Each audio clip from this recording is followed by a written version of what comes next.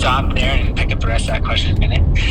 That can be reasonable, Jim. It really just depends on if you can justify it. So if you can look and find reasonable rates in your area using peerspace.com or anything else that can prove that $1,000 per hour is reasonable, or if you can actually just provide support that shows, hey, these houses were charged at this rate, but this is why my house is significantly more, then that would justify it as well. I have somebody that's actually charging $2,000 an hour for a beach house property for the rental of that, and they were able to find support for that on peerspace.com.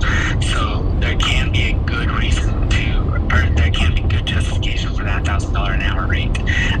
But just be aware, the more aggressive you are with the strategy, the more likely it is the IRS will come back and push against it and say, no, that's unreasonable, we're not going to accept that. 10,000 square feet, though, I don't think you're going to have a problem at $1,000 per hour. But please look for that support first. Second part of the question is yes. Business can use expenses of over $100,000 for the year. Does the individual receiving this now owe $100,000 on $100,000 income? Okay, I've got to read that again. So I think your question is the business is using $100,000 of expenses. I don't know what the revenue is. If this is supposed to be $100,000 of revenue after expenses, then yes, you're going to be owing taxes on the $100,000 of income.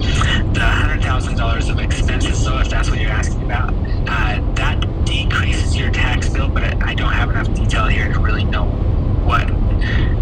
how it's really decreasing it, if you're going to end up owing taxes or if that's enough to create a loss so you're not having to pay anything. I think you're actually relating back to the previous question. Hold on a second.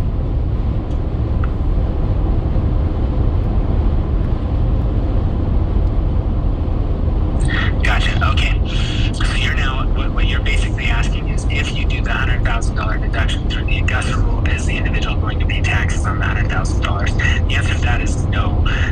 As long as you stay under 14 days in rental, then the Agusta rule is fully and completely applicable. So if you can actually claim $100,000 in expenses legitimately through the Agusta rule, then you get to claim every dime of that as an expense on the business, and the individual does not have to pay income tax on that because it's not taxable income.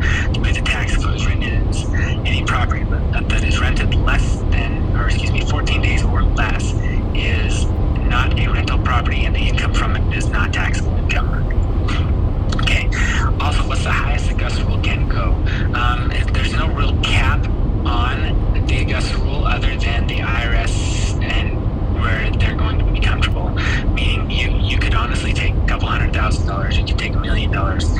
You just need to know the more aggressive you are with this Agusta strategy, the more likely it is that the IRS is going to come looking at the documentation